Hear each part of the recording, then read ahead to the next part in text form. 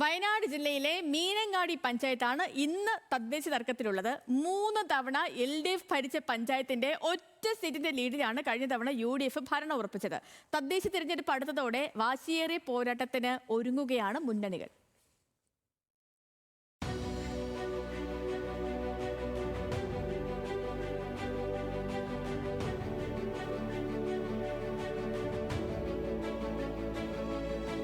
മീനങ്ങാടി ഗ്രാമപഞ്ചായത്തിൽ ആകെ 19 സീറ്റുകളാണുള്ളത്.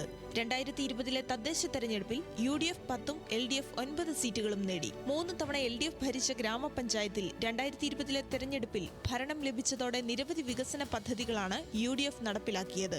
ആദിവാസി ക്ഷേമവും അവർക്കായുള്ള ഭവന നിർമ്മാണ പദ്ധതിയും കാർബൺ ന്യൂട്രൽ മീനങ്ങാടിയും പച്ചത്തുരുത്ത് പോലുള്ള പദ്ധതികളിലും മീനങ്ങാടി പഞ്ചായത്ത് വേറിട്ട് നിൽക്കുന്നു. വിദ്യാഭ്യാസ ആരോഗ്യ മേഖലയിലും മാലിന്യ സംസ്കരണ രംഗത്തും ഏറെ ശ്രദ്ധ വെച്ചിരുന്നുവെന്ന് പഞ്ചായത്ത് പ്രസിഡന്റ് KE വിനയൻ പറയുന്നു.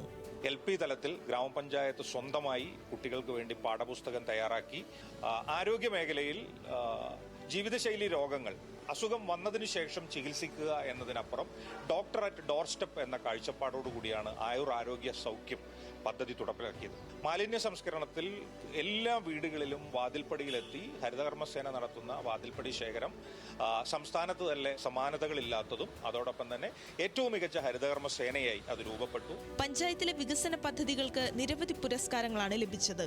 സംസ്ഥാന ഹരിതകർമ്മസേന പുരസ്കാരം, രാഷ്ട്രപതിയുടെ പ്രഥമ കാർബൺ ന്യൂട്രൽ പുരസ്കാരം, മികച്ച ജാഗ്രതാ സമിതിക്കുള്ള പുരസ്കാരം, സംസ്ഥാനത്തെ മികച്ച കർഷക പഞ്ചായത്ത് അവാർഡ്, C അച്യുതമേനോൻ പുരസ്കാരം എന്നിവയെല്ലാം മീനങ്ങാടി പഞ്ചായത്ത് സ്വന്തമാക്കിയിട്ടുണ്ട്. അവാർഡുകളിലൂടെ മാത്രം 2 കോടി രൂപയാണ് പഞ്ചായത്തിന് ലഭിച്ചത്.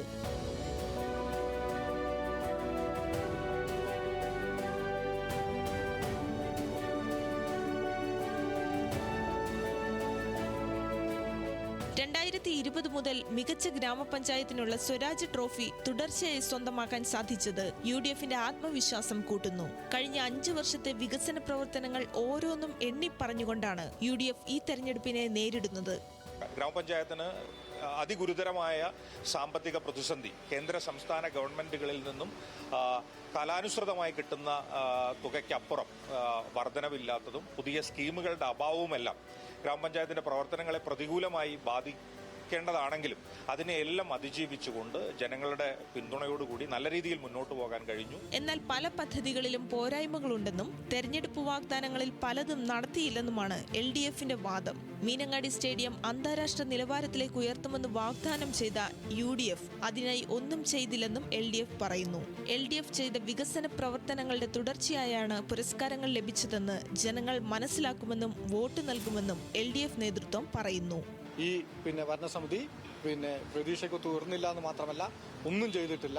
നേരത്തെ 15 വർഷക്കാലം ഭരിച്ചിട്ടുള്ള ഭരണസമിതികളാണ് അവർ നടപ്പിലാക്കിയിട്ടുള്ള വികസന പ്രവർത്തനങ്ങൾ, കാർബൺ ന്യൂട്രൽ ഉൾപ്പെടെയുള്ള മാലിന്യ നിർമ്മാണം ഉൾപ്പെടെയുള്ള കാര്യങ്ങൾ ആ നടപ്പിലാക്കിയതിന്റെ ഭാഗമായിട്ട് വന്നിട്ടുള്ള നേട്ടങ്ങൾ കൂടിയാണ് അവാർഡിലേക്ക് എത്തിയിട്ടുള്ളത്. കഴിഞ്ഞ തെരഞ്ഞെടുപ്പിന്റെ സമയത്ത് UDF ഉന്നയിക്കപ്പെട്ടതാണ് മീനങ്ങാടി സ്റ്റേഡിയം. മീനങ്ങാടി സ്റ്റേഡിയം എന്ന് പറയുന്നത് വളരെ പ്രധാനപ്പെട്ട ഒരു സ്റ്റേഡിയമാണ്. ഇന്ന് ആ സ്റ്റേഡിയം നമ്മൾ പോയി നോക്കിയാൽ കാട് പിടിച്ച് കിടക്കുന്ന ഒരു സ്റ്റേഡിയമായി മാറിയിരിക്കുകയാണ്. LDFും UDFും മാറി മാറി ഭരിക്കുന്ന പഞ്ചായത്തിൽ ഇത്തവണ കളം പിടിക്കാൻ സാധിക്കുമെന്നാണ് BJPയുടെ പ്രതീക്ഷ. മതന്യൂനപക്ഷ വിഭാഗങ്ങൾ പിന്തുണയ്ക്കുമെന്ന പ്രതീക്ഷയിലാണ് BJPയും. നിരവധി വിഷയങ്ങൾ ചർച്ച ചെയ്യപ്പെടുന്ന തെരഞ്ഞെടുപ്പിൽ മീനങ്ങാടിയിൽ 3 മുന്നണികളും ഭരണം പിടിക്കാനുള്ള ശ്രമത്തിലാണ്. 3 തവണ LDF ഭരിച്ച മീനങ്ങാടി പഞ്ചായത്തിൽ LDFന്റെ കോട്ട തകർത്തുകൊണ്ട് ഒരൊറ്റ സീറ്റിന്റെ പിൻബലത്തിലാണ് UDF ഭരണത്തിലെത്തിയത്. ഈ 5 വർഷം കൊണ്ട് ഓരോ പ്രവർത്തനങ്ങളും എണ്ണി പറഞ്ഞുകൊണ്ടാണ് UDF വോട്ട് ചോദിക്കുന്നത്. എന്നാൽ LDFന് ഇത്തവണ വിജയം സ്വന്തമാക്കാൻ സാധിക്കുമോ എന്നാണ് അറിയേണ്ടത്. ക്യാമറമാൻ റിന്റുവിനോടൊപ്പം ലിനറ്റ് വർഗീസ്, ന്യൂസ് മലയാളം, വയനാട്.